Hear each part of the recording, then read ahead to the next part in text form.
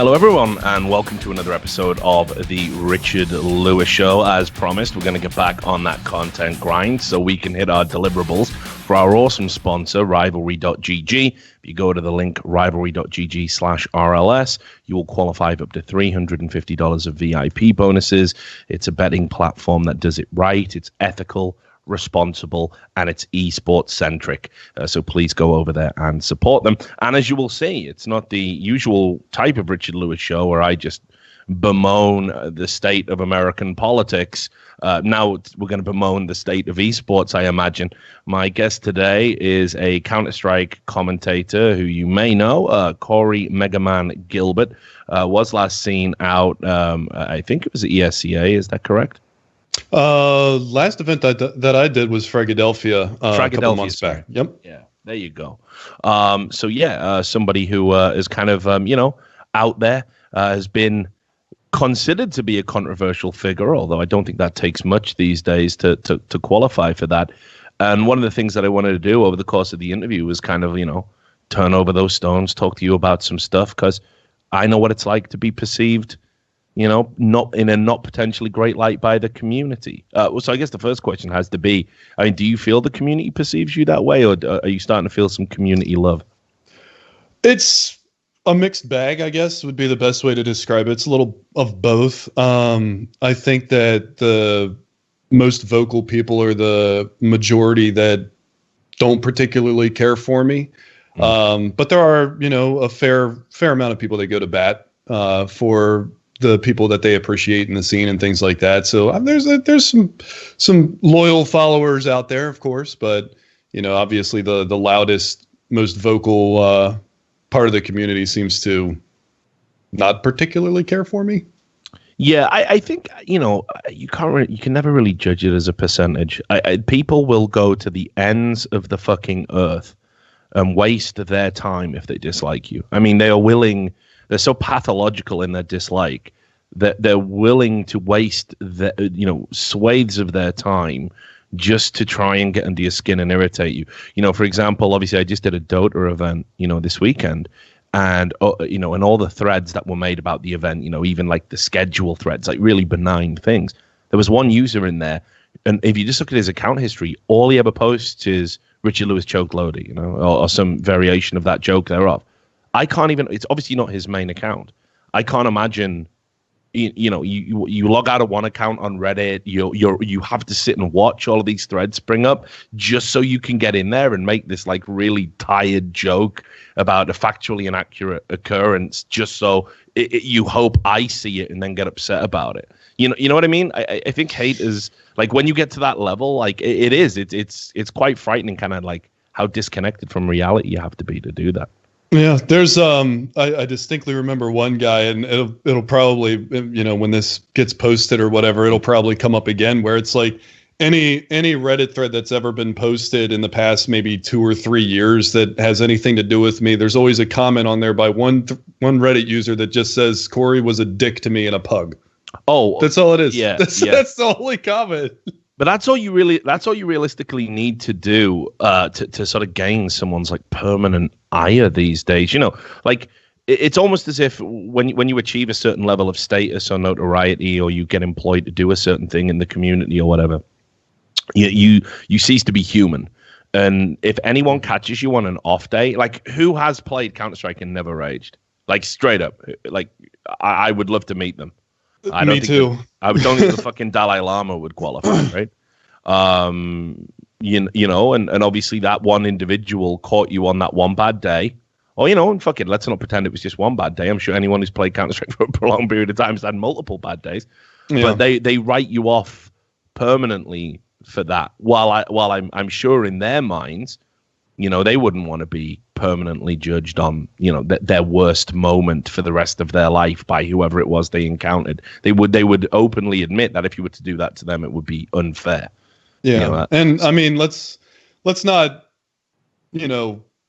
hold back on it. I was an asshole for a long time when it came to playing Counter-Strike, because I'm sure you've heard, or anybody else that's been in the scene has heard, and it's one of those things where like you can't really contextualize it by saying, I'm an extremely competitive individual. I want to win every game that I play, but I do. I want to win. I don't like losing. Nobody likes losing. So like the competitive side mixed with the rage side and things like that, it's just a recipe for disaster. I mean, I haven't even played Counter-Strike. I don't even have it installed right now. I haven't even played Counter-Strike in probably 4 or 5 months, maybe even longer than that. Because, with the way that the scene has perceived me in their minds and stuff that's happened 2-3 years ago now that's still continue. I mean, the same thing with you and the whole Dota incident and all that stuff. It keeps getting drudged up. It keeps coming back. And it's never, I know it's never going to go away, but it's like, that seems to be the main subject matter that people focus on is, he was a dick to me and a pug one time, back in 1999 in the beta or something like that. It's just, it's getting to the point where it's almost ridiculous to this point where I don't even want to play the game. Sure. I love the game. I think the thing that doesn't help, I was going to talk about this a little bit later, but while we're on the topic, is there was that YouTube video, that quite famous one of you, where it's like some guy is like fucking just running around, having like his best game, and you're calling him a cheater and whatnot, and like I think on the one hand, I always kind of hate the idea that someone's going to out of context record you while you're playing and talking. Like I had to stop playing Counter-Strike as well, because especially in North America, my voice is very distinctive. I get recognized a lot, and it goes one or two ways. Usually it's either they want to talk because they're fans, and that's fucking great, but then in that moment no one's really playing the game, so it doesn't satisfy that particular urge. Or just as often that they try and troll me because they want me to rage and get a little YouTube clip out of it. Yeah, so exactly. So I just don't play it anymore. It's like when I play Dota, I don't get recognized. Nobody knows who I am, even when I talk. So I can be myself, and sometimes that does encapsulate some of my worst elements. Again, if you think Counter-Strike's fucking bad, Dota is mind-blowingly bad. It's a good thing I don't like MOBAs particularly. Yeah. But let's talk about the creation of those clips, because I'll use your own words. I mean, you do come off as a gaping asshole in that collection, and I'm sure it's quite deliberately framed that way. I mean, was that just a very bad day, or what kind of happened? I mean, that's one of the things that was so long ago now that I can't remember, if it was particularly a bad day or what it was. But the main clip that you're talking about was, I was streaming and everything. I was playing with some friends, playing some matchmake and stuff like that. And a guy just got under my skin, man. And it was like we were losing. And then you compound this guy who recognized me because of commentating. So he was, like you said, I mean, trolling, trying to get under my skin, doing this, that, and the other. Turns out he had been stream sniping me the entire time that we were in there. And people I've tried to say that before, and people are like, well, how do you know? Well, he was talking in my stream under the same exact name that he had in game. Yeah. So that's pretty obvious there. Not to justify my raging or being a dick or anything like that. It still wasn't cool saying things that I said and stuff like that. But, I can't particularly remember if it was because I was having a rough day or if it was just, one thing compounding on top of another. I'm sure a number of different factors go into it and everything like that. Maybe a teammate not pulling his weight, and then the stream sniping and the trash talking. It is another thing. Let me know if this rings any bells. With me, right? Like, because I don't know. I don't really have, like, I always get told that I do, but I don't really have like some sort of like insane ego. I don't think of myself as like a celebrity or a personality or whatever fucking term you want to use. And whenever I'm criticized, what people always say is, you should know better. You shouldn't behave this way because of who you are and the platform you have and the stakes you have. And they make up a bunch of bullshit rules as to why I shouldn't have human moments, why I can't lose my temper, why I can't tell people what I think of them, why I can't tweet mean things. And I always just think, in that moment, you know, like I just think of myself as a regular person. I'm not expecting it to get recorded, get put on YouTube, it make the front page of Reddit, and everyone go, oh, look, he's doing something we've all done. What a scumbag. He should never work again. Because it seems so bizarre to me that I'm almost like worth that effort, worth that outrage. When I play Counter-Strike or any game, I'm just another fucking gamer like everybody else. But you know, I never get afforded that courtesy. So I don't know if that kind of... No, it definitely resonates. You know, it's one of those things, like, especially after commentating for such a long time with ESEA and doing ESL Pro League for the first 3 seasons before they moved into the studios, you know, the bedroom casts and all of that we used to do. Anytime, and it was crazy because my rise early on in Counter-Strike, I think, was just too fast, and it got to my head. And like you said, the whole ego thing came out, and I think that also had a factor to play in a lot of the things that I said to people, the things that I did in the server and things like that. Not to mention, you know, also it was to the point where, you know, name recognition would go in there, because I use Mega Man as my alias when I play games. It's been my alias for 12 years, 15 years in Counter-Strike. So I'll drop into a matchmaker, something like that. And before we even start the game, you know, people on my team or people on the other team recognize the name and they ask, you know, real Mega Man? Are you the real one? And then I'm almost to the point now where I'm hesitant to even say yes or no or dignify anything with the response, because if I say yes, they're like either, oh, cool, man, let's have a good pug, or fuck you, you know? Yeah. It's like there's no middle ground to be had. It's one or the other. It's usually the other. But you know, it's one of those things where it's like you can't even play the game now because you can't show, like you said, you can't show human emotion anymore without getting ostracized, clipped, uploaded, and tagged on Reddit. You talked about, you know, the bedroom broadcasts and kind of your longevity in the scene. One of the things I wanted to do was kind of give people a better understanding. You know how it is, esports is taking off now. There's not a lot of people that really know their history. You know, there's people who don't know that I used to be a caster, used to be a manager, used to run teams, used to coach people, you know, but people don't know that side of me. They know me as a journalist. And what I find more and more now is like the people who think they're old school go, oh yeah, he's from StarCraft or whatever it is. You know, it's completely wrong, of course. So I wanted you to kind of like lay out, you know, the very early days, you know, how you kind of got into casting, you know, where it all kind of started, you know, some of your contemporaries, just to kind of give people an understanding that you're not like one of the new wave. You know, you have been around, like you said, for a long, long time and used that alias for over a decade. Yeah. Well, it's kind of funny, actually. The very first taste that I ever got of commentating was as a joke way back in like the 1.6 days, kind of, you know, playing in the competitive scene back in Cal and things like that, just to make like lighthearted jokes and stuff like that when we were playing, when we were in a tense match or something like that. You know, I would die and a teammate would die, and then I would just jokingly commentate the remainder of the round. Just, you know, they'd laugh, you know, but put on the over-the-top announcer voice and everything like that, and kind of do it as fun. And then later on down the road, still in the 1.6 days, a guy actually that I was teammates with asked me if I could seriously commentate like an ESEA clip. You know how they do like the ratings of clips and stuff like back in the day, and you could win prizes and stuff like that on ESEA. I remember those, so I loaned my voice to it. I recorded a little thing. He pieced it together with the video that he was doing, and I think he ended up getting a reasonably high vote. It was a pretty sick clip on Nuke back in the day. It was pretty cool. But then you kind of fast forward into Counter-Strike, and you know, I got my feet wet.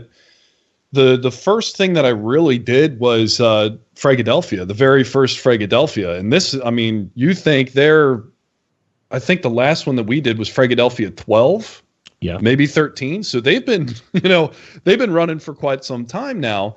And I was in on the ground floor. The very first Fragadelphia that I did, they put a post on ESEA, said that they were looking for commentators, and I said, well, I'll give it a shot. Turns out I ended up commentating. They tried, I think it was a 16-team LAN. They tried to do it all in one day. I ended up commentating for 27 straight hours for my very first. Yeah, that sounds like old school esports right there. yeah.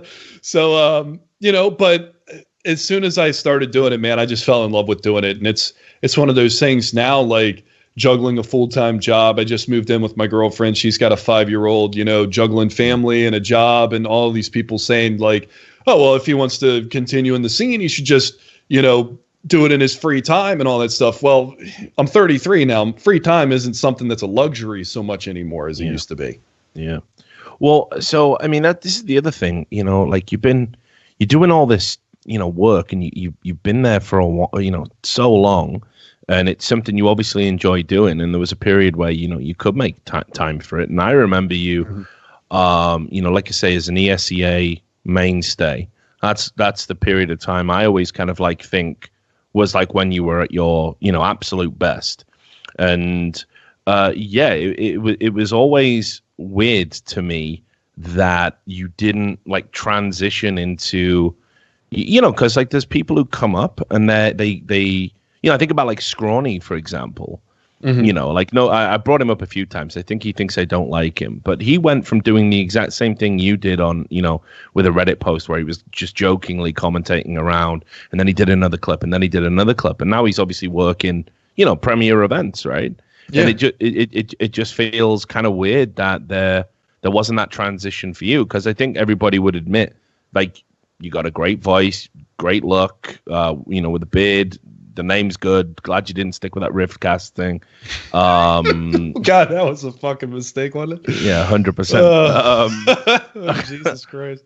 But I knew that was going to come up at some point. Yo, don't worry. I've got a few things that I'll say about that. I'm going to tie it all into this. But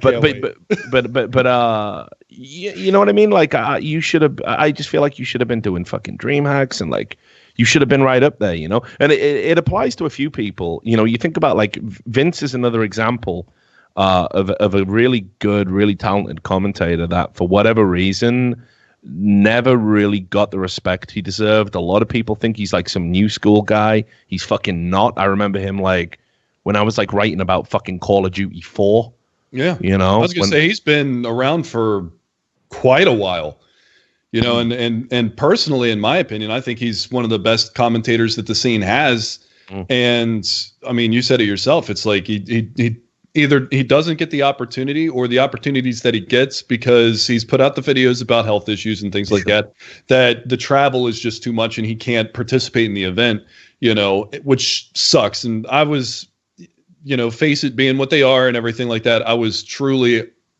It was such a great moment when they brought him in to cast a best of 3 at the major. I thought that was phenomenal. Kudos to them for doing that, James and DDK for hooking that up, or whoever it was that hooked that up, because that was just absolutely awesome. Yeah, I mean, definitely one of the better things they did over the course of the major, no doubt about it. And I was really made up for Vince, because when we hit him up to do the No Majors Club, he just said, "Oh, I'm not going to be buying the stream today, Rich." And I was like, "Oh, why are you feeling all right?" Immediately went to health, because he said he could have a few headaches. But he went, "Oh, yeah, oh God, I can't bloody say anything, please." It was just, and then I was like, and then he showed up at the major. Yeah, and then he was at the fucking major, so it was like pretty funny. That was great, and you talked about Scrawny. I think he's a phenomenal commentator, and again, great voice for it and everything like that. And like you said, I mean, with the way that he rose up by just putting a clip on Reddit, and everybody loved it, and he did more, and then he started to get the invitations. And for me, the whole transition from ESEA to ESL Pro League, and then they wanted to move everything to the studio, because it's like you talked about the people that I worked with that were coming up before they kind of really blew up. I got the pleasure of casting with Sadakist, who's widely known as one of the best commentators in esports, not just CSGO, but esports in general. And I got to commentate with him before he went off. And I think the first thing he did was might have been a PGL thing, or it was something in Bucharest, I think. And he went overseas. Yeah, he went overseas to do something, and I think that's where he met Henry, and then obviously the rest is history with them. And commentating with Jason, with Moses before he blew up and all of that, and the final season of ESEA Invite, getting to commentate with Anderson Simler, still to date, probably one of my favorite moments in commentating was being able to sit next to Similar and broadcast the best of 3 on LAN. Yeah. It was super cool. And the scene definitely lost something when he went over to Overwatch. But well, another classic example of the scene basically driving somebody out. I mean, okay, look, I won't put it all on the community's doorstep, but I'll always be fucking real about it. There was obviously, the partnership they felt had stagnated a little bit, and Anders and Semler wanted to go their own separate ways and find new partners. And Anders had sort of chosen Moses, and I think Semler was kind of like, who am I going to go with here? Because I think in his heart of hearts, I think he wanted to still do it with Anders. Mm-hmm. I don't think he wanted the partnership to necessarily go the way it did, but but equally, I think he was smart enough to identify that things did have to change, because those were the first guys that really, when you talk about how important commentators are, right? I just did this Dota event, as I said, where I was trying to explain this to like some of the talent I was working with. They're still in the world of like play-by-play and color and very delineated roles like that. I think what we did in Counter-Strike was kind of like what you saw from like Tastosis, which is we moved away from that more traditional aspect and we go into storytelling, where it's 2 people building up a story and adding separate elements and the first commentators to do that were Anders and Semler. But then because of that, they spawn, the likes of DDK and James and Henry and Sadikist and all these other great partnerships that we've had. It's almost as if they were the kind of architects of their own, kind of downfall a little bit as a partnership, because it's like once you've given so much to commentary, where do you go from that? Like how do you stay fresh? How do you reinvent? And so yeah. So I think with Semler it was a tough one, but the community didn't help. Because the community had this fucking, constant threads about, got a constant Semler. It's fake hype. He repeats the same phrase. Like, he's been doing it for 4 years. Yes, guess what? Commentators have idiosyncrasies. They say the same thing. Go listen to a great fucking commentator in sports. You will hear them repeat phrases. You will hear them repeat intonations. You will see the syncopation of speech repeated over and over. This is how it is. And Semler's curse was just over familiarity, And the community were fucking unbelievably harsh to him. They were when relentless. And when he left, now what do we read? God, I miss Semler. And I knew that was going to fucking happen. I told Semler, I said, listen, brother, right? Like, if it's true and you are heading on over to the Overwatch League, because we kind of had an inkling that was going to be the thing. I said to him, everyone's going to want you back in 6 months. So don't be too sad about it, but obviously he's fucking killing it over there, so why the fuck would he come back? Well, it's you know what, I saw something not that long ago that got posted on Reddit about him, and it was a clip that somebody had taken from the Overwatch League, from one of the matches in Overwatch League, and they put it almost side by side with the Happy Deagle Ace on Inferno. Yeah, and it was almost identical to the way that he commentated that like 2 years or 3 years ago when he did that to this Overwatch League clip. And of course, the outpouring of love and support for him and everything came back, where they're like, man, I miss Semler and all that stuff. It's like, yeah, well, you miss him now. You didn't miss him when you were talking mad shit about him, ostracizing him from the scene and basically pushing him out the door to go do something different. I'm glad he's found success. I think he's phenomenal at what he does. Not only that, but the other thing that people don't realize is, behind the scenes, off the cast, everything like that, Semler is one of the nicest people I've ever met, and he's also been one of the most supportive individuals when I was rising up through, the ranks, quotes on that, rising up through the ranks and everything. He was the guy that I could bounce questions off of, the guy that I could ask for advice and everything like that. And he was always quick to dole it out and quick to have kind words or, constructive criticism. So I had nothing but respect. I've told him this a number of times. I've got nothing but respect for the guy. Yeah, and I think as well, he was one of the first people that kind of wanted talent to like unionize up and unify and, stand up to some of the bullshit that was going on for tournament organizers. I'm actually writing a series of articles at the moment about the history of the majors from my perspective, right? And I've got to Cluj-Napoca. I've got as far as that. And, one of the things that, again, I don't know if people remember this, but to get Moses to that event, all the top talent that, that were making the most day rates there took a pay cut. and that was Semler, So to get Moses to that event, which was, I can't remember if it was the first major Moses had worked. I think it was. Semler was the guy that basically said, you can shave off X amount of my day rate to make room in the budget so we can get this guy here. So, it's like I say, whatever people think about him in terms of stuff he did, his output of work, which I always thought was unfair anyway.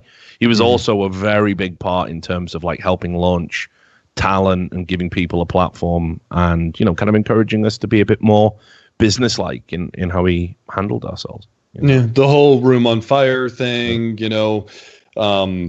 working with Nip early on with Anders and everything. I mean, it's like you said, I mean, they were the quintessential pair at the start of it. They molded it. They were the architects, like you said, they were almost, the machinists to their own demise as a duo because of it, because they basically, like you said, wrote that script. And, this is, if you want to be successful at it, take this, put your own twist on it, and you'll be good. Yeah, they gave everyone the blueprint. Yeah, and it's crazy to look back on it and think, we don't have this guy in the scene anymore because X, Y, and Z. It sucks. It sucks. Do you think that one of the reasons why maybe you kind of struggled to get that kind of final just push over the top to where I think you should have been was the lack of a partner, like a solid... Absolutely. Because it's really weird to me, right? I've said this to everybody. I understand why partnerships work in esports, but I absolutely hate them as an idea for a lot of reasons. I think first of all is that, people always come as a package, and then those packages always want to commentate together because that's where the chemistry is. It makes it very hard to like break them apart. People don't like it. The community don't like it. But I think, honestly, it should be about the individual and how you operate as an individual, and anything that comes after that, chemistry-wise, is a bonus. But a lot of individual talent has said, and even talent with partners have said, if you don't have that solid partnership, it's very hard to get to events these days. And that was, I think, also a little factor that hurt Vince, who we were talking about. Yeah, and I mean, absolutely it hurts, and it's originally coming up with doing the ESEA stuff. It was basically myself and Moses commentating together, most of the time. It would either be myself and Moses or Sadakist and Moses. Occasionally, it would be myself and Sadakist, and then they brought Blue in. So then, it would be Blue and Moses, or me and Blue, me and Moses, kind of thing. But ideally, from the jump when I first got into it and doing the ESEA stuff, I always wanted, and I still to this day would absolutely love to partner up with Moses because I think he's absolutely phenomenal at what he does. Yep.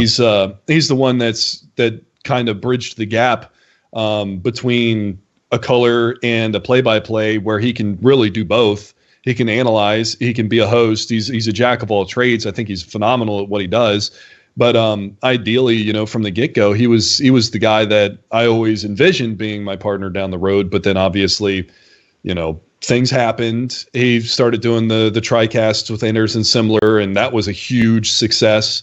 So it was like, go do you, man. Like I'll figure things out. It's, we'll catch up sometime, have a beer and talk about it. But, outside of that, it was like, go do your thing because you're crushing it right now. I don't want to hold you back by any stretch of the imagination. And then, down the road, it was like, all right, some pro players started to retire and things like that, or started to take a step back. So I thought maybe I could snag one of them to do some commentating with. Yeah, like Blue and Days did for a little bit. Yeah, like I wanted to.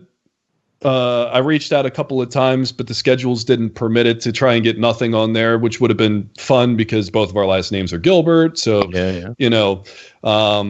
but what he could bring to the table and everything. I've tried to get Sean Garris to do some commentating, but he still wants to play, and he's also doing analyst desk work and stuff like that. So it's tough to get scheduling in. But most recently, the one person that I had talked to and found good chemistry with at the last Philadelphia was working with Strong Legs, which is a whole can of worms there. So, as soon as you find, somebody that you're comfortable with working with, it's like something happens or the schedule doesn't come up. That situation, it really fucking sucks. And again, I haven't got time for bullshit now more so than ever. So I'll just lay it out there. I mean, I think he's a prime example of like just a fucking wasted talent, man. Like to go and because I listen to his casts, I think I liked his work, but to even be placing bets is dumb, and then to have ties to people who allegedly fix matches, and then to get outed by the league that you most recently worked for while you were on a break. It's like, dog, I know the freelance life is fucking hard. I mean, shit, I used to couch surf. I know how tough it can be, but there's always something. If you got to go take a job at fucking Trader Joe's and stack shelves on the weekends to make ends fucking meet, power to you. But what you can't do is start using inside information to win money on betting, and then perhaps even more shady stuff. Now, he denied that. It doesn't ring true to me. His denials don't ring true. I think basically, I'm not saying it was his idea to fix the games or anything, but what has the ring of truth to it, what looks to be true, is that these guys said, hey, we're fixing some games, do you want in? And I think he said, I'm fucking broke, so yeah. And it's like, it's sad, man. I've told him, the good news is I don't think that will follow him if he goes somewhere else, but like there's a cap on how far he can go in Counter-Strike now because of that. Yeah. No, absolutely. It's a shame. And, with the ESEA severing ties with him and everything like that, he's going to be treated, almost as, for a lack of a better word, a cancer for an organizer to pick up, because then all of a sudden, the community might forget for the time being what happened, past transgressions and things like that. But as soon as he gets hired for an event, it's going to all come washing back in. Yeah. And that's an unfortunate thing, because, that rings true with me as well, where it's like, if I get hired for an event, all of a sudden, and this isn't just like for me or anything like this. I saw, what was it, for Star Ladder when they announced the talent and everything like that. So much hate and everything going on just on Twitter is like, oh, why are you hiring Pimp? Yeah. Like, since when does he get any hate? Yeah. I mean, it's like one of the things that I absolutely loathe about the kind of current esports traditions is talent announcement days. I just hate it. I would just rather we just started the broadcast and whoever was on the fucking broadcast is on the broadcast. Instead of like a week before or sometimes even longer, you do a big announcement and you say, these are the people we're going to be using for this broadcast. And it's just an invitation to the community to be like, hey, why don't you go tweet at these people and tell them you fucking want them to die? And it's like, yeah, I don't really see the benefit of that. I don't see what it brings in terms of, no one's clicking on that content and it's being monetized, right? So what is the upside? Other than it's just like a little bug in everyone's ear to remind you that the event's coming. I'd much rather see, do a cool little promo video, do something fun, do like a teaser trailer of the event, release that, put that out there rather than a talent announcement. Because plus as well, it definitely that there are some divas in esports, and I'll be kind for now. I'm not retiring just yet, so I won't name names. But there are some divas out there, and this whole talent announcement culture definitely feeds into them. They get announced, and then everyone's like, "Yeah, it's great to see him again." And it's just like 500 comments about that and how he's better than everyone else or whatever. You know what I mean? It does feed that fucking demonic ego that any broadcaster, any film star, any TV star, any musician sort of has to have to do what they do. And it's it's just a poison as far as I'm concerned. I don't know if you agree about that. No, I do. And to expand on that even more is and I've had this before as well when I've gone and done events, when I did like the Take TV event over in Germany, or when I did the eFrag event and stuff like that. When that gets posted, then all of a sudden you see adversely from the guys who are getting their egos inflated, you see like, and it kills me too, because I'll see it and I'm just like, oh man, come on. Where it's like minus Mega Man plus any other commentator's name insert here kind of thing. And it's just like, what the fuck, man? Like, I've put in my time. I did the entire qualifier. Nobody had any problem with any of that stuff. But as soon as you get announced to do the land finals, everybody all of a sudden has a problem. Yeah. And that's one of the things, like being in talks with like Starladder and stuff like that. Recently was talking with them, and I put out a tweet. I actually ended up deleting it, but I don't mind talking about it. Sure. I've done their online qualifiers for Starladder for almost 3 years, if not 3 years now. And never once have I been invited to do their lane finals, which, it hurts. I understand it because they obviously want to get the best talent out there to do their land finals and things like that. But it still hurts where it's like, man, I'm putting in all the work leading up to this, but the big payoff is going to the land, getting your name out there, doing a stadium event, things of that nature. And it just feels like, you kind of get gypped in the long run when it comes to that kind of stuff. Yeah. And when I brought it up, to them this past time after I did the qualifiers and they announced iLeague, land and all that stuff. And I was just like, what do I have to do in order to prove to you guys that I'm worth bringing onto the land finals? And they linked me the Wikipedia page of the other commentators and said, you need to have a resume like this. But that's like some Mad Catch 22 bullshit right there, isn't it? That's the first thought that went through my head is it's a double-edged sword and it's a catch 22. It's like, well, if you don't hire me for your event, then my resume is not going to look like that. And, and it's, I'm living in North America. If the events are in Europe, they're already, disinclined to invite me to it anyway, because it's going to be more expensive to get me out there. I got to deal with jet lag worse than somebody who's going an hour. I got to go, forward 6 time zones, this, that, or the other.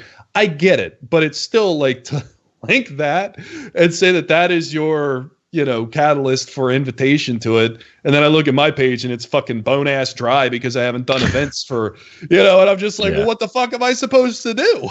I don't meet your requirements, but you keep hiring me to do your qualifiers. Yeah. I mean, another thing I think as well though, right? Like we're all talking about, how online Counter-Strike is kind of like devalued, right? Yeah. So why not use, because like this is the thing, I'm always loath to say tiers. I think it's all very subjective. Well, I've never been a fan of that system either, but yeah, like if you're a tier 2 guy, in terms of perceptions, that comes with its own like set of baggage, right? Like there's a sort of intimation that you can't necessarily be tier 1, but it's how people talk about it. So whatever. But yeah, let's say for example, right? Like we've got all this online Counter-Strike. First of all, I still think we're headed towards like some weird fucked up saturation problem in Counter-Strike. I think the top teams are playing each other too frequently for it to be meaningful. I think you look at the fucking numbers for like the ESL stuff. I understand why they do it because it's to hit like sponsored deliverables and stuff. And like obviously it acts as a qualifier, like kind of one long qualifier to get you to like the Pro Series LAN finals. Just feels like I'd rather it was like almost like an invitational, or it was going off a global ranking system. But if you absolutely did have to have online Counter-Strike, why couldn't it be with like a different set of teams, a different set of talent? Like I don't talk to any commentator in Counter-Strike who's not burnt the fuck out. I mean, Duncan just did the podcast the other day. He's been on the road for 3 weeks and he's out again going to another event. It fucking killed me. It was why I was very quick to like, oh, what's that E-League? You want to hire me full time? Brilliant. Oh, and I'll have to ask permission to work all those other events. Yeah, I'll get right on that. I don't think I asked permission once because I didn't want to do it. I'm too fucking old. The road is a fucking killer, man.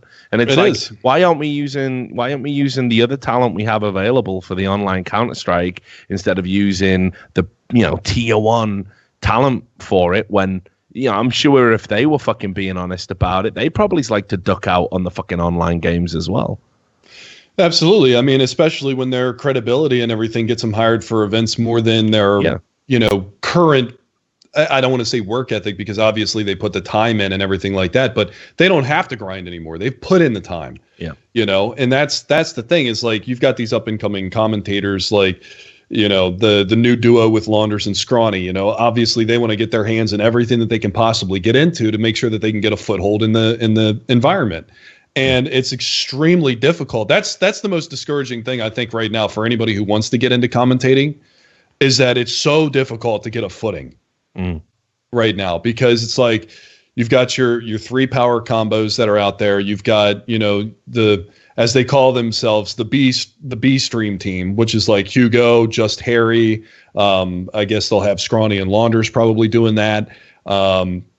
So even that's been filled up. So it's like, what's left for anybody else who's trying to crack into the scene? If you aren't already established and already have a partner, it's so incredibly difficult to get anywhere in the scene. And like proof positive with me is like, I took a step back, and obviously, you had your thing with Duncan before where you're like, is he in? Is he out? Is he in? Sometimes he's in, sometimes he's out. And it's like, I've taken a step back because I wanted to work on my attitude. I wanted to work on, not because I want to be perceived better in this community, because I just want to be a better person overall, not just for possible opportunities down the road in this, job, but also for my girlfriend, for her son, for my real life, for my occupation that I have to do, because I can't support myself full time doing esports right now. Yep. I have to work a 40 to 50 hour a week job, rent to pay, bills to pay, things like that. My free time gets sucked up, but it's great. I love it right now. I'm absolutely loving where I'm at right now, because it's like I've got this amazing structure behind me, backing me no matter what I want to do.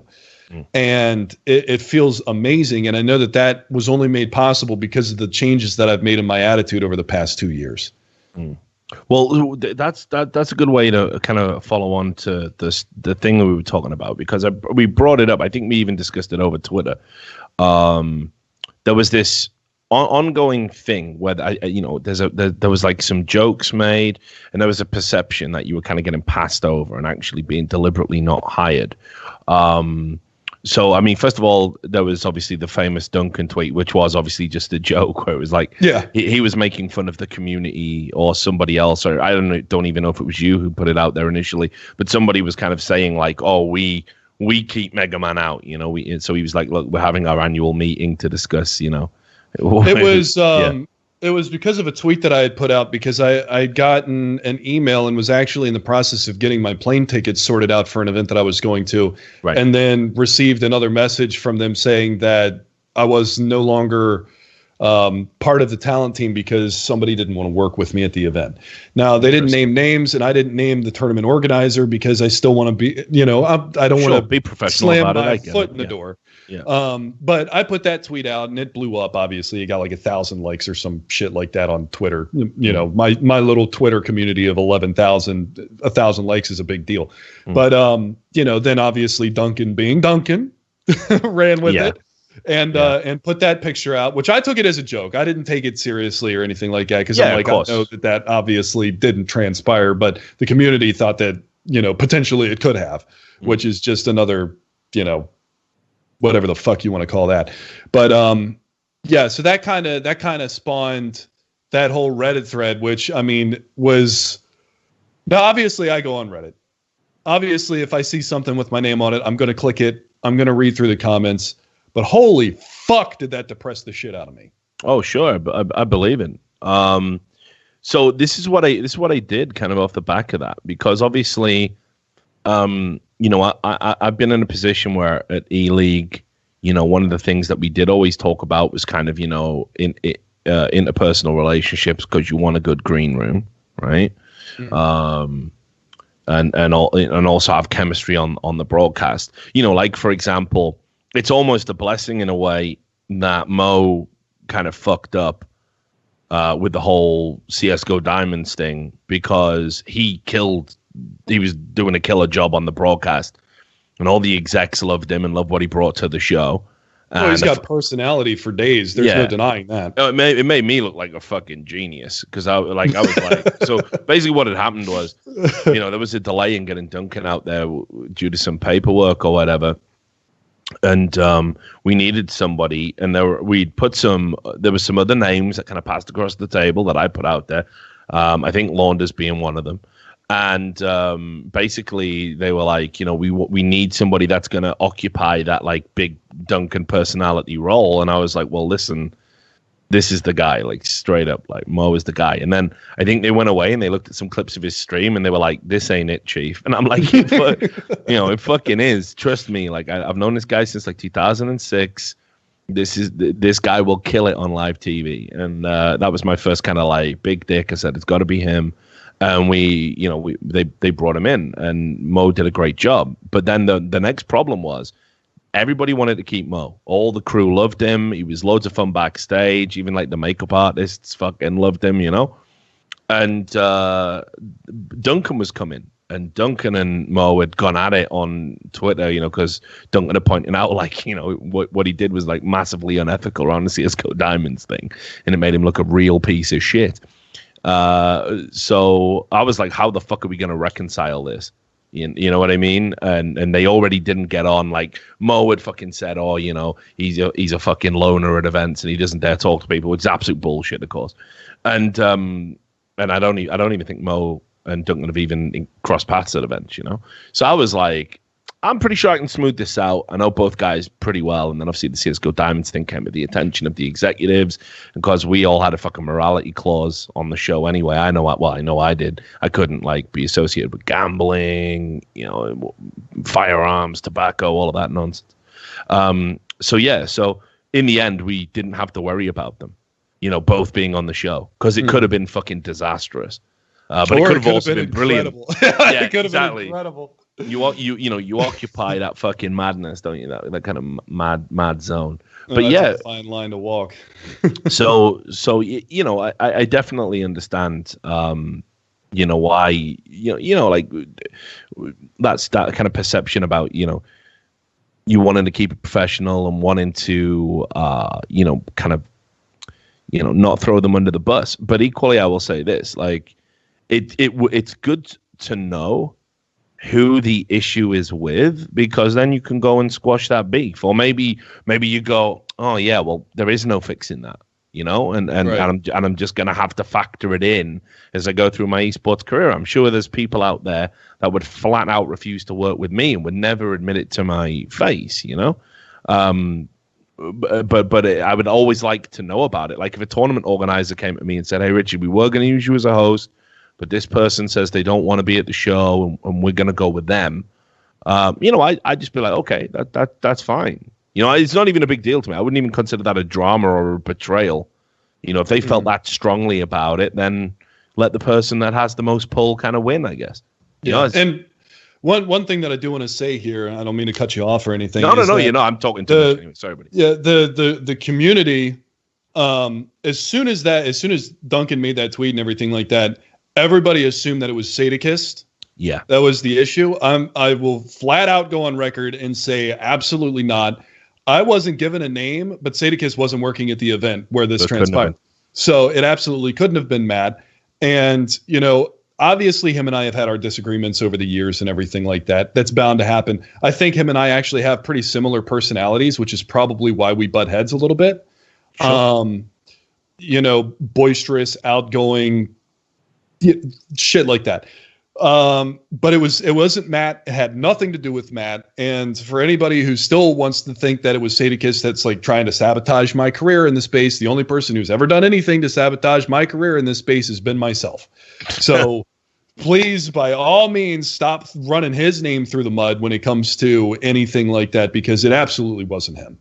Well, this is it might not have been anybody either. It might have just been the tournament organizer just trying to cover their own ass because maybe they couldn't afford to take me out there. Maybe they, you know, decided after the fact that they didn't want me and they just formulated that as an excuse. I don't know, because they never gave me a name. So I did some digging because I remember you at the time. Right. So again, all roads lead to Mo. Mo tweeted something out that honestly is unconscionable. Like everybody on the fucking, you know, all the regulars of the show, anyone who watches my stream knows that I'm friends with Mo, right? Like I consider him a friend. I will always criticize him for what he does wrong, though. We're that kind of friends, you know. Like I think he's done some things that I really wish he hadn't, because it does create a conflict in my brain. but I've just known him too long that it's just like, listen, he fucked up. He did some bad stuff, but he's like 95% a good guy. And then he just has these moments where it's like he just doesn't fucking think. And there was definitely one of those moments that applied to you when he tweeted something out, like basically saying, you know, you don't get to work events. And then he it's not even that he intimated it. He said something about sexual harassment, which is obviously a fucking unbelievable allegation to make, especially as things stand at the moment. Where it's obviously an allegation that must be substantiated. It can't be thrown around loosely for multiple reasons. And this is a person with a huge fucking following saying it about a person with a smaller following. It's like really irresponsible to throw that out there. I know he subsequently deleted the tweet, but I just wanted to pick your brains about all of that because I actually went away and I interviewed a few people ahead of this interview with you to talk about some of the stuff that maybe has gone on. And maybe that's why you've had a few roadblocks. And then you can, obviously, we'll talk about that. But that didn't come up. So, I mean, I don't know where that rumor got started. Maybe you've got some insight into it. But I also just want you to talk about, you know, kind of like what's it like having that shit thrown out there about you?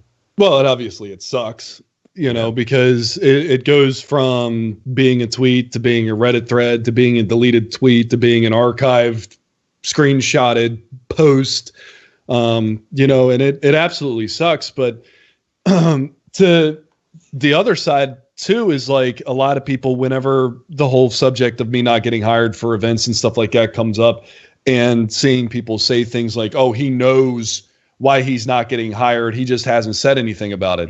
Truth be told, I actually don't know.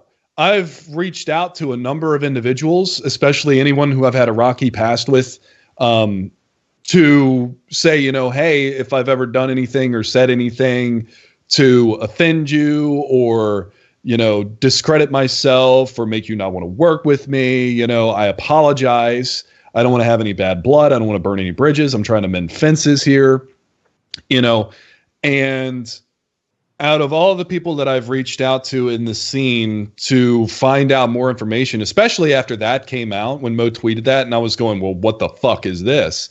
You know, because I haven't heard anything like that. So I started to do my own little digging and everything like that, you know, and asked around and stuff. And out of probably, I think, maybe 8 or 9 people in the scene that I messaged to try and find out any information about it, I got one response back. Yeah. Well, I think, you know, people, they like to avoid conflict. I think that's true. And I understand, you know, their trepidation in responding. Yeah, and they probably think you're going to go like, you know, crazy with them if they tell you, you know, what their perception of the truth is. You know? Right. But I will say that the one response that I got back knew absolutely nothing about what Mo was talking about. Sure. So. And again, you know, I think this is one of those situations where in the absence of the truth, people fill in the blanks. So this is how the thought process goes, right? He's not being hired. For that to be true, it must be something serious. Nobody seems to know what it is, but everyone knows it's something serious. Sexual harassment is serious. Therefore, you know, it's a case of, you know, fucking 2 + 2 = 5, you know? Yep. And I've seen it happen a lot. You know, people fill in the gaps, you know, especially about myself, right? People fill in the gaps. It becomes a reality. People repeat that reality, and then other people repeat it. And before you know it, it's like it's hell in the cell. Yeah. And then people like Mo hear it, and then boom, they put it out there without really, because, you know, I mean, obviously Mo's just a fucking streamer at the end of the day. He's not like a journalist. He doesn't have an ethical obligation to go out there and like double check rumors that he heard. You know, but equally as well, repeating unsubstantiated rumors is just a shitty thing to do, especially if you've got a platform, you know. But I mean, yeah. So, and it is what it is, you know. It sucks to basically, to answer your question as short as possible. It sucks. Oh, sure. I'm sure it does. So look, here's what I got, right? And you can tell me if any of this rings true. So, one person described you as a fucking party animal and said that Which, by the way, I mean, I don't know if this is actually a criticism. I'd consider that a fucking plus, but, you know, whatever. They described you as a party animal and said that at events, you know, it was very hard to keep hold of you. You know, sometimes you'd be drinking on the job. Other times, you know, you would be like, you know, kind of trying to get out of casting some games so you could spend a bit more time at the bar and catch up with friends and stuff like that. But basically, that they always had the impression that actually, if you did come to an event, there was always this risk that you know, you might go out there and party first and do the job second, or try and, you know, walk that tightrope. And I'll also just add to that, I think a lot of us do that. I've told jokes and stories about how we've done broadcasts hungover as fuck many times. Some I'm still pissed from them, or drunk rather, from the night before. And one of the things I like about the Counter-Strike guys and the Counter-Strike talent pool is we are pretty fucking rock and roll in that regard. So it does seem a little bit unfair, but then it kind of makes me wonder just how wild was fucking Mega Man back in the day. Well, I mean, listening to that and everything, I don't think that there was ever a time. The only events that we ever really drank at was, you know, after the broadcast for ESL Pro League when we were back at the hotel in the evenings. Philadelphia, we would drink during the broadcast, but it's more grassroots. Yep. The Take TV, I mean, you did the you have to drink at Take TV. Dennis insists. So they insist that you do. But as far as like trying to get out of commentating games in order to go to the bar, I don't remember an occasion that would have happened. Mm-hmm. The only thing would have been maybe the ESEA invite. I think it was season 17, the final season of invite for ESEA. Might have been something along those lines where they thought that I was drinking too much or anything like that. But honestly, I can follow on a little bit from that. Like, you can tell me if this is true or not. Apparently, ESEA was so worried about it, they had a member of the production team kind of keeping fucking tabs on you, like just to make sure you weren't going out there and going too fucking crazy. Is that true? I don't know anything about that. Maybe it was like a undercover mission that they had for production person, but that, as far as I am aware, no. But you know, again, it was like that was in Dallas, Texas. That event was at a DoubleTree, which had a massive bar in the lobby, which was right next to the ballroom that we were broadcasting out of, and all of the players were staying in that specific hotel. So we would finish the broadcast or finish our duties for the day, and we'd go over to the bar, have a few drinks, then we'd go to bed. You know, so maybe it was perceived one way when it was really something else. Now, it's like to build on the whole personality thing, you know, being outgoing, being boisterous, and my girlfriend will even vouch this, is that I can come off as maybe being flirty. Okay. When I don't necessarily mean it, because I'm just kind of extroverted. You know what I mean? Right.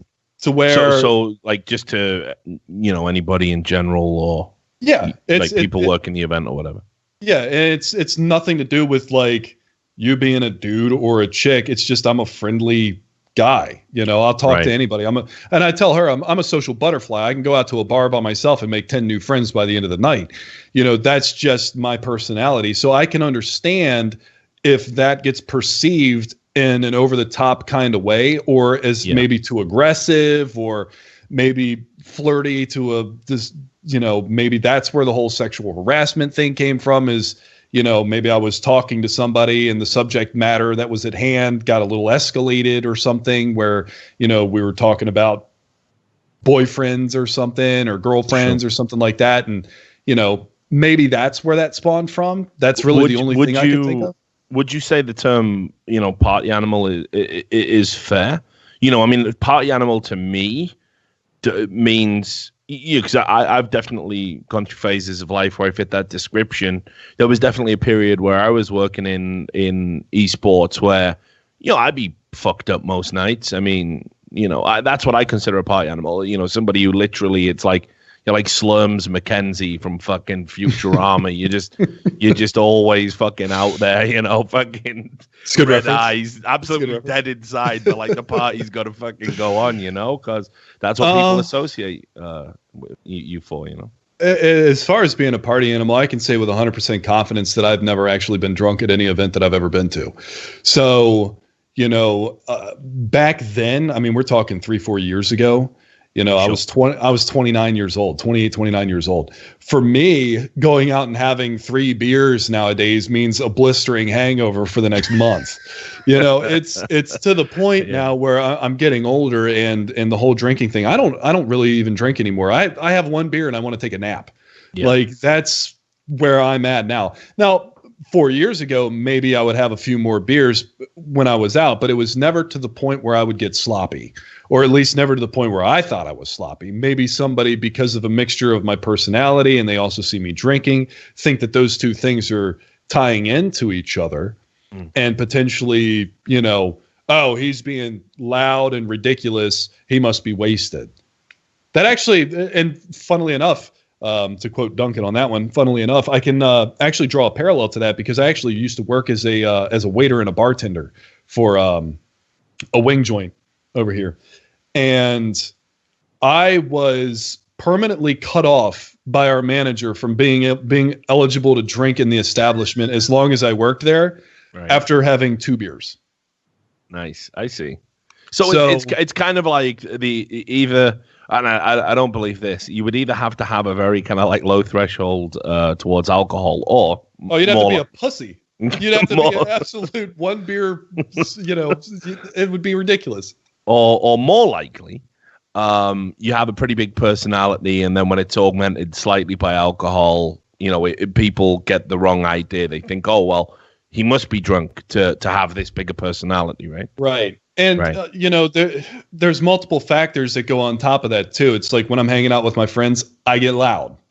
Right. And as by proxy, because of that, and I'll tell you this story as well, when I was actually 10 years old, I went to a birthday party with my brother and I got hit in the ear with a water balloon, which rendered me about 3/4 deaf in my left ear. Right. So sometimes I talk louder than I perceive myself talking. It's like when you see a little kid with headphones on for the first time and they turn to you, hey, you know, like, because they don't understand how loud their voice is in retrospect to the dampening of the sound in their head.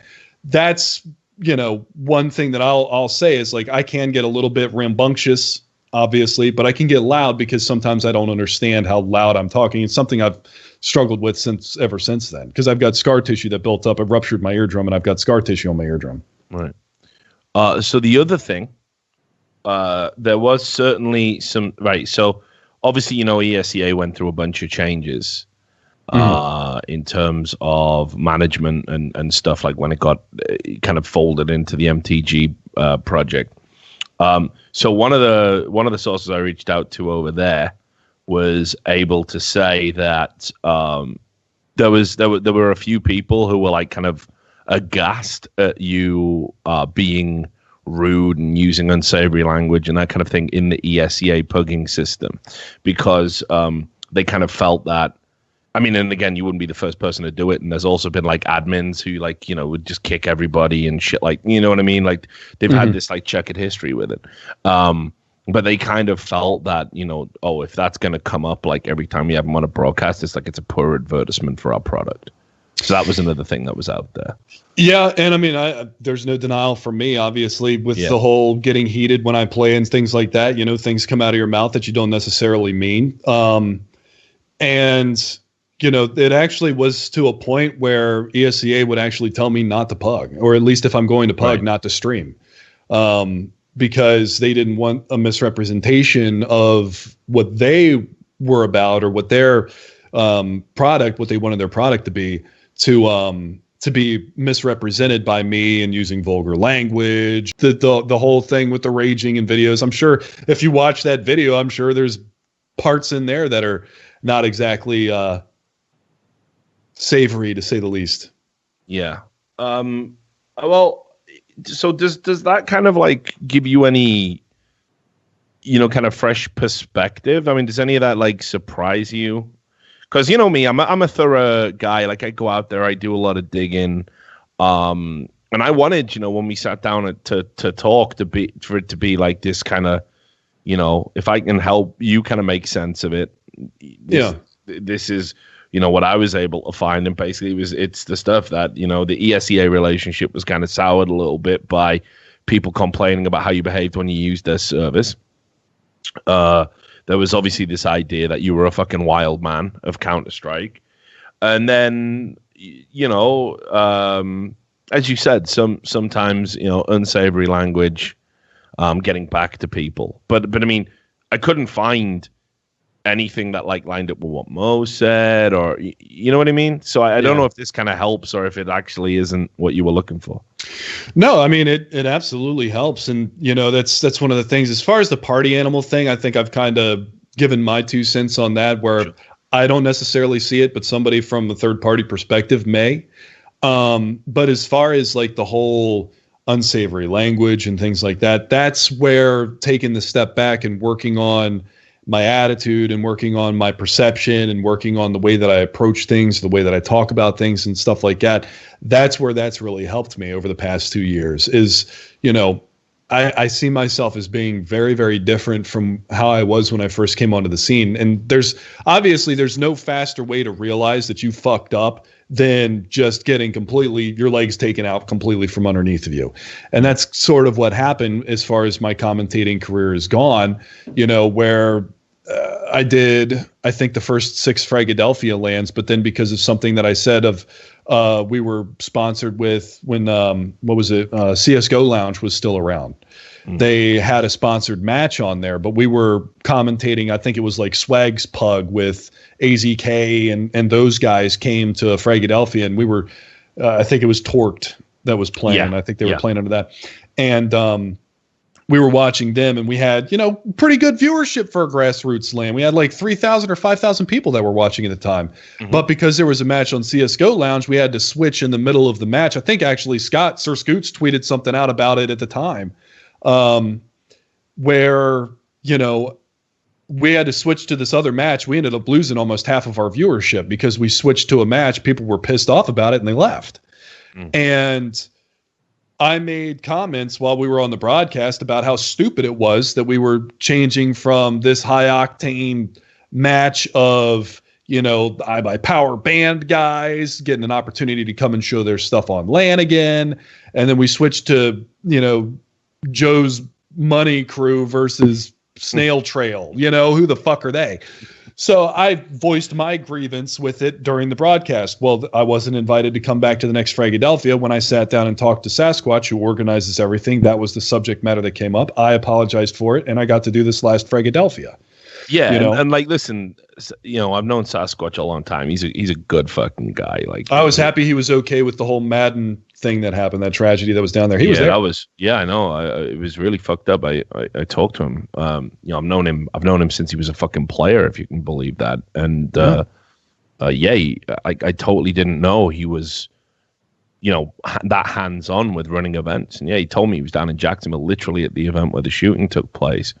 And I was like, fuck, you know, I didn't even think that there would be a chance that there could be anybody I knew there, you know, let alone like somebody I've known for a long time. So that was pretty fucked up. It just shows how crazy that whole thing was. Yeah, but yeah, real bad. But yeah, I mean, like, he's also a good guy. Like, he's a fair dude, you know. Like, you've got to go some distance to piss that guy off permanently, I think. Yeah, and it's like I said. I mean, I actually went out of my way to go to the Philadelphia before that. I think it was 11, where they had in a big warehouse. It was actually a really fun event, huge warehouse. They rented out for it. But I drove up there, wasn't working the event or anything like that, but I drove up there to just talk with him, you know, because I'd rather do it face to face than do it through a social media platform, especially since I know, you know, hey, he'll be here. I can maybe get a couple of minutes. If he says go fuck yourself, then, you know, I'll fuck off and not worry about it. But he, you know, sat down and talked to me, and I talked to him and said, you know, I apologize for crossing the line and burning bridges with you in the past. And, you know, he said, all right, well, once the next Philadelphia comes up, I told him, I was like, I'm still interested in working at the events and things like that, if you'll ever have me back. And he said, well, when we get closer to the next one, we'll talk. And he shot me a message on Twitter and said, are you interested in doing it? And I said, fuck yeah. And, the rest is kind of history. My first LAN that I've done in almost 2 years. Yeah, I mean, I'll tell you as well. You're in pretty good company because I don't know if you remember this, but there was an MLG event. I want to say it was a Quake. I think it was part of they were doing a Quake thing, or it might have been a StarCraft thing, but I think it was a Quake thing. Is how I remember it in my brain anyway. And they got Too Good on, and the event was having like some delays and stuff. And he just made the joke going, well, I'm not used to delays like this because I work for DreamHack, implying that they were a superior event. And MLG just removed him from the fucking broadcast there and then. He just got told, like, you've got to go. Like, it just came in his ear, like, you're off. And they just pulled him off the fucking broadcast, and that was that, So some people do get a little bit precious about it. I think, on the one hand, I understand it. Like, they say it's a golden rule that talent shouldn't throw production under the bus and this kind of thing. But, like, sometimes if something sucks, like what? I have to go back out and face that community. And if, like, I'm the face of that decision or the voice of that decision, when we all know it's stupid, like, even the people who did it know it was dumb. Like, why can't we just be honest about it and say, look, like, live in the moment, yeah, we fucked up. Sorry about that. Well, it's like at the Star Series thing, Duncan got his little jabs in, It's well, I mean, that's fucking Duncan, Like, he's like on another level to everybody else. I mean, like, oh yeah. Well, the shit he gets away with saying sometimes is like, I'll sit back and I'll be, ooh, man, if I said that, never work in this industry again. Well, so I can even put it in another context. Obviously, season 1 of E-League, we're desperately trying to make this work so we get picked up for future seasons. We had all the stuff with Duncan having to be a little bit delayed because of paperwork and Mo coming in and then Mo having to go. And fortunately, no mainstream media picked up the whole CSGO Diamonds thing, which could have happened, right? Mm-hmm. I even think there was some issue. We had like a school shooting, I think, pretty early on. And we were obviously, aghast, and we had a promo video where the concept was we would take the Counter-Strike players out to a firing range to shoot AR-15s. So you can imagine, right? Like, so we were just like, we were under the hammer, but we powered through a lot of stuff that happened early on that could have really like changed history and derailed the show, maybe got us fucking cancelled, or maybe meant we had to change what game we used, or, stuff like that. And then Duncan gets out there, right? And obviously, the production team we work with, great guys. They're all learning esports for the first time. And we had like a partnership with HLTV, to get the stats, right? So they didn't understand, because they're coming from a traditional sports background. They don't understand how like frequently lineups change, how teams and orgs are two separate kind of concepts. So they pulled all of the stats from HLTV, basically, like for map tendencies and like, win percentages, but they did the whole history of like each team initially on the first run of graphics we had. And we were doing the show live, and it was like coming up, they've played Inferno 500 times, and it's like this lineup hasn't even played 50 maps together yet, and their win percentage on this map is, so obviously it was going right back. So I was trying to be, because obviously it's not their fault that it's a fuck up, it should have been picked up before, but there was no one up in the production room to let them know. Because they didn't know. Yeah, because they didn't know, right? Like, everybody involved in the broadcast was all traditional sports. So it's like, obviously, we bring it up in the next day's production meeting or next week's production meeting, and it doesn't happen again. But, there was a lot of adjustments that were happening on the fly while we were building graphics and trying to do more with the show. So anyway, I'm there, and I'm going, yeah, and I just want to say as well that these statistics do incorporate previous lineups, previous iterations of the lines, just like that. And Duncan was going, yeah, these stats are garbage, mate. I mean, they just don't mean anything. I was like, fucking, we're on live TV, dude. Like, please, you're going to get us fucking killed. Like, you know what I mean? I'm going to go sit down with the executive. Yeah, these stats are garbage. They're absolutely meaningless. And I was like, oh, fucking hell, But that's just Duncan, man. Like, he just gets away with it, doesn't he? I've always appreciated his quick wit and banter, and sometimes his lack of a brain mouth filter. I think sometimes, but it definitely makes for some very interesting moments when it comes to the whole desk, like smashing the baguette and things of that nature, where iconic moments that are forever ingrained in the community for, I mean, that's a legendary moment. You think back on that and it's like, oh, what's one of your favorite Tharn moments? Well, when he's talking about the French scene and smashes a baguette on the desk. It's just ridiculous shit. Yeah, that's the one part I do miss about, kind of when it was a bit more, kind of open. Laid back. Yeah, we would always work up these stupid, goofy skits. We had like the whole Thorin pretending to get beat up by Fox fans. We had Henry G with a Thorin beard pretending Thorin had been kicked off a broad. I would come up with all these like little stupid skits and be like, right, are we I remember the Thorin beard one. Yeah. They actually did that the one time, didn't they? Yeah, that's what we did. That was Henry who did that one because Thorin wasn't at an event. I can't remember why. We made it look like Thorin had been removed from the broadcast or something. I just remember him slowly panning up from behind the desk with the fucking shit-looking beard on. And this is like what I would do, I would like go out and I would like look for stupid, goofy props and just bring them in and be like, can we do anything with this? Fart guns, fake beards, the baguette thing. I think we took that. There was like a bunch of French fans that were right near the stage. And I was like, give me the baguette for the next bit. And I knew fucking Duncan would fucking love run with it. Yeah, he'd love to fucking smash a baguette in front of French people. So I do miss that stuff. But so let's because I know I'm conscious of time. So let's talk about kind of what's going on next. You're back in the talent pool. You're doing lands again. You are certainly out there. I'm hoping, and I said it on By the Numbers. That I hope people are willing to not let rumor and insinuation kind of potentially hamper a career of one of our more experienced commentators. So what comes next? I mean, are there things on the table, or is it kind of like a fingers crossed thing? More the latter than the former. I actually don't have any offers on the table. Okay. I have been reaching out to a number of different tournament organizers just to see, if I can get a foothold in there or anything like that. Like you said at the beginning of this recording session, like I've got some messages back and forth with DreamHack to maybe eventually get on board. I know they're booked up to the end of the year as far as their talent is concerned, so hopefully maybe this coming year. But I put out a tweet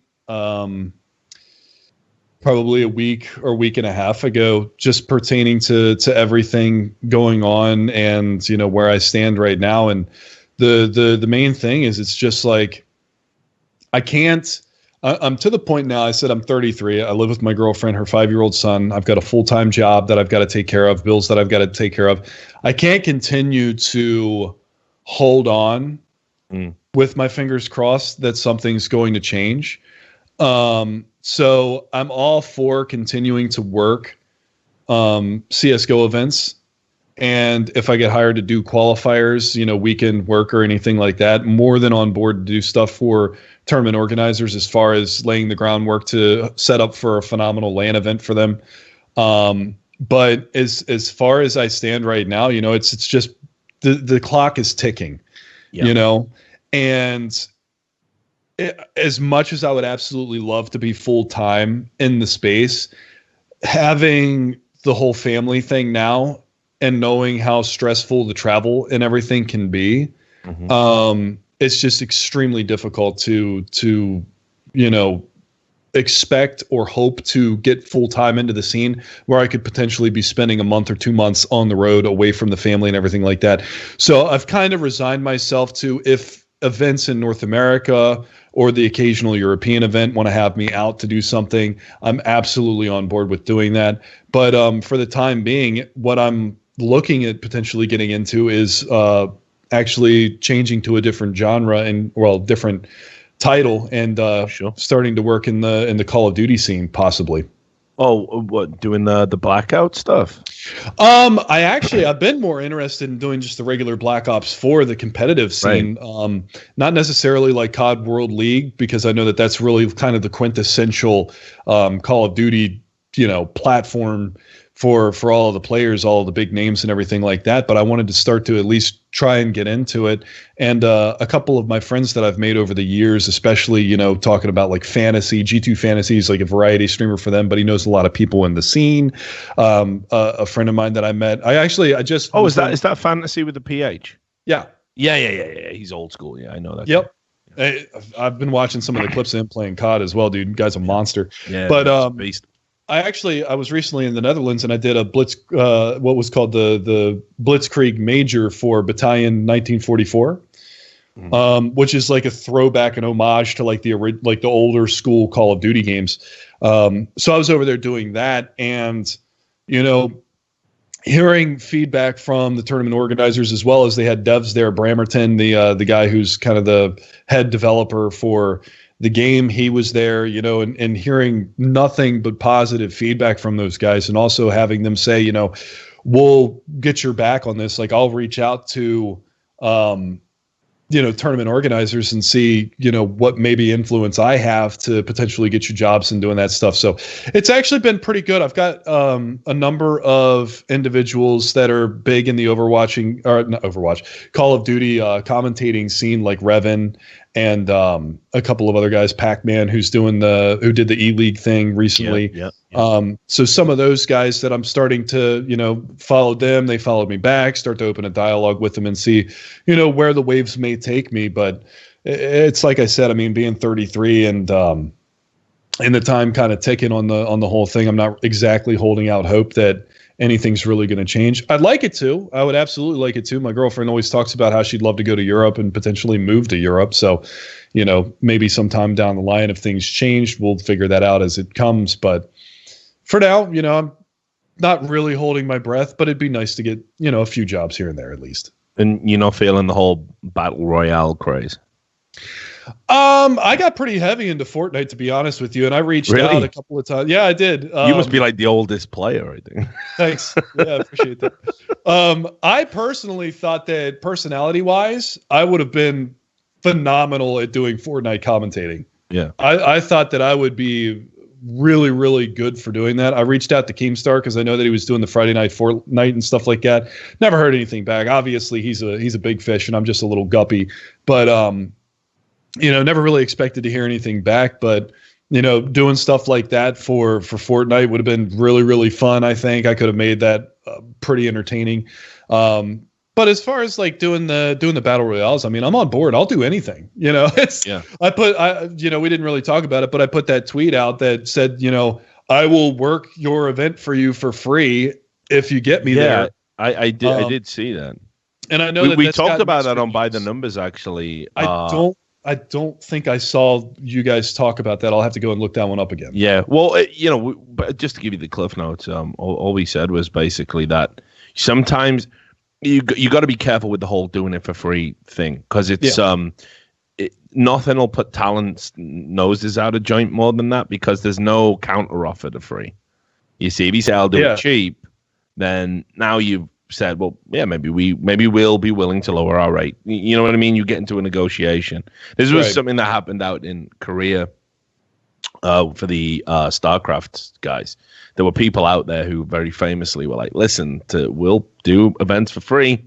And it went down like a fucking fart in an elevator. So, I mean, that's all you missed. We were just sort of having a back and forth about that. But obviously in your situation, dude, like, I fucking totally understand it. For whatever reason, there's been this kind of, pressure, if you like. And it's been tough. And the main reason that I put that out and the whole Reddit thread that went along with it, I think that tweet blew up like a motherfucker. Yeah, it ended up getting like almost 5,000 upvotes on Reddit too, which was ridiculous. I didn't think it was going to get that much of a backing to it, but there was a couple of people that were in that thread that got it.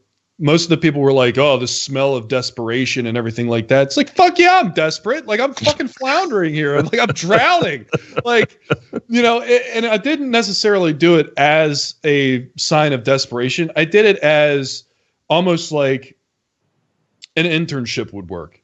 You know, somebody brings you in, you do the job for free. If you're good at it, they fucking hire you. You come in, you give them your rates and everything like that. And then the next time they bring you back. That's the way that I was looking at doing it. Is like, okay, if DreamHack wants to have me come out for DreamHack Austin, right? Let's just put it out there as, say that happened. They bring me out. I do the event for free. I do a fucking terrible job. They don't ever have to worry about hiring me again. Or I go over there. I'm professional as fuck. I do my job like I'm supposed to do it. I go above and beyond. as much as I possibly can. I do the best broadcast that I possibly can. They take note. They go, hey, he actually wasn't as bad as the rumors are saying that he was to work with. He was actually pretty cool to work with.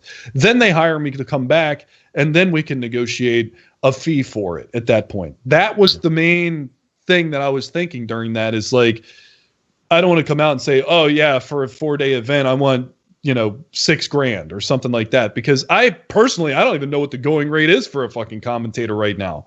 I don't even know what I would be worth to an event. So I'll do it for free. Then we can haggle on a price later on down the road. Yeah. That was my initial thought process behind putting that out there, is like, that's why I said, help me, help you, help me, help you kind of thing, is like, so you scratch my back, I'll scratch yours. And everybody's like, well, what's going to stop him from just going on there and, saying the N-word during the broadcast at a DreamHack final or something like that? And it's like, do you honestly think that I would shoot myself in the fucking foot after putting in 4 years worth of work in this scene, not exactly getting to where I want to be, and then offering to do work for fucking free? You think the next course of action for me is to spout racial slurs or homophobic phrases on a broadcast? No. Yeah. So just as a final point, could content be the answer? Because look, people probably don't know this. Like, one of the most requested pieces of content that I always get is to do silvercasts. But you were doing silvercasts before I was doing silvercasts. I'm pretty sure that's true. I'm pretty sure. I think I actually stole the idea from you. Did you? I believe so. I always thought I fucking stole it. Well, not stole it, but I thought I fucking saw you doing it. Borrowed it. That's fine. Yeah, but, I mean, one way or the other, yeah. And that was actually a point that got brought up in that thread, was because people do love that shit, Yeah, and the problem with it is, personally for me, is like, you go into Counter-Strike and you go to browse and it shows like what big stream things are on there. There's no real way to pinpoint like a silver match to watch live. Yeah. So I had to kind of rely on people sending me their VODs, sending me their clips or their matches.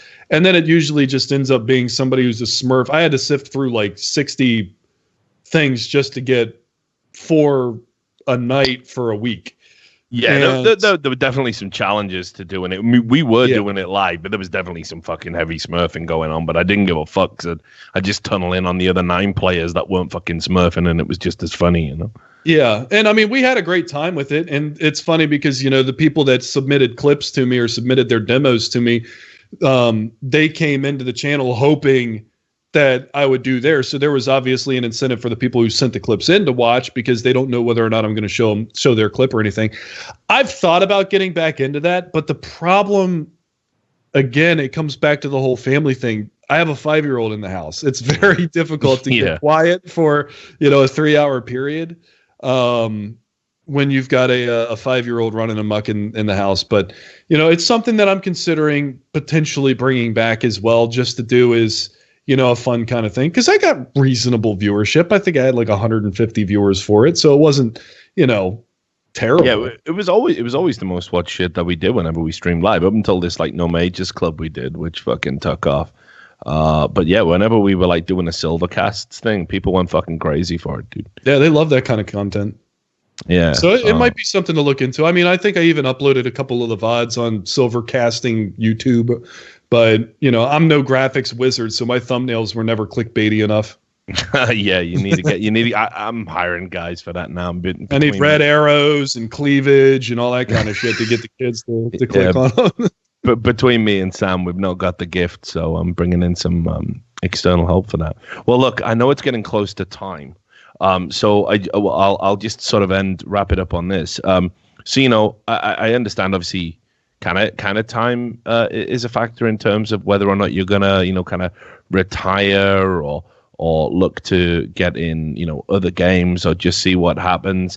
I mean, kind of what's your final thoughts? Like, if you had like a message out there for prospective hirees, just the community in general. What's kind of the main thing that you would want people to kind of take from this discussion? The number one thing I think would be, I realize my transgressions. I realize my mistakes that I've made along the way, and for any of the people that have come across my path and had a less than spectacular experience dealing with me, I do apologize. And I absolutely mean it. It's not because I've come on your show because I want to suck up to anybody. I might not ever get hired for an event again. And if I don't, the message stays the same. I was a shithead back in the day. Absolutely was. I was a dick. I was very rude to a lot of people, and I'm fucking sorry about it, man. You know, it sucks. And now I've got this perceived connotation that is who I am, and that's not who I want to be. That's not who I want anybody to perceive me as, let alone the fact that, you know, my girlfriend uses Twitter as well, and she's got messages about me like, oh, you're dating a scumbag, you're dating a piece of shit and stuff like that. And it's like, it's not fair to her. It wasn't fair to myself to act the way that I was. So, you know, take it with a grain of salt for anybody who's been affected by the way that I've acted over the past couple of years or anything like that. But honestly, that's the number one thing that I wanted to get out there, is that I'm apologetic for, you know, being a complete piece of fucking shit for a while. Well, look, dude, I mean, you know, I think everybody, you know, it's a lot to fucking process. Like, communities are kind of, you know, they're really weird. Like, esports online communities, it can be very easy to kind of like get shut off from reality and kind of behave in ways that, as you say, they don't really represent who we are once you put the fucking headset down and step away from the keyboard. I'm sure lots of us are fucking guilty of that. You know, the key thing is, as I said, keep in mind as well, you know, late 20s, we're all in a fucking state of fucking arrested development in esports. Like, we're all late bloomers. You feel me? Like, once you start hitting fucking 30 something, and it's like there is no outrunning father fucking time. I'm going to be getting up in the middle of the night to pee. I'm, you know, all of these fucking realities that no one preps you for, they're happening. Maybe, I guess I do got to stop acting like a kid in some respects, you know? Yeah. And it was a big wake up call, you know, and I knew that something had to change. So I've been steadily working. I mean, it's a day-to-day process, you know, it's not something that you can just flip a switch on. It's something that I work on every single day to be a better me for my family and everything like that. So it's getting there. I think that I'm in a much better place now than I was 2 years ago. Well, look, man, I'll be pulling for you. I hope when people see this, I hope, you know, a few tournament organizers see it and they're willing to kind of give you another shot. That was almost, you know, I'll be transparent about it. That was pretty much my primary thing. And I knew we'd have fun shooting this shit anyway. But, yeah, for sure. you know, I wanted to fucking make sure people, you know, kind of knew a little bit about what had gone on and kind of, you know, dismiss some of the preconceptions that are out there, you know, like the Sadicus thing and everything else. So, like I say, I'll be pulling for you, dude. If I ever get a chance to fucking drop your name in someone's ear, I'll certainly do it. But my advice, just fucking hang in there, man. Like, once you've got over a decade in anything, I think if you have to then leave it, you know, there's like a tragedy to that. I think, you know, it's easier said than done when you got a family to think about, but I always believe in, like, you got to be the fucking, you know, you got to be the Rock and you just got to fucking hang in the pocket for as long as fucking possible. And eventually things will come around, you know. That's my philosophy. So all that remains to be said is, dude, thanks for coming on the fucking show. I appreciate it. Glad we finally got to do this. Thanks for having me. Yeah, you know, and all the best for the future. So we'll wrap it up there. Just a reminder, of course, at the end of the show, our sponsors are indeed Rivalry.gg. You can head on over to Rivalry.gg/RLS, where you will qualify for up to $350 of VIP bonuses. By doing that, you let them know that you came from this content, which further shows that they were right to support us in the first place, further enables us to create the content. So, you know, it's all a big, beautiful circle of life. So anyway, from me, from Mega Man, thanks very much for watching this, and we'll catch you on the next episode. Until then, take care.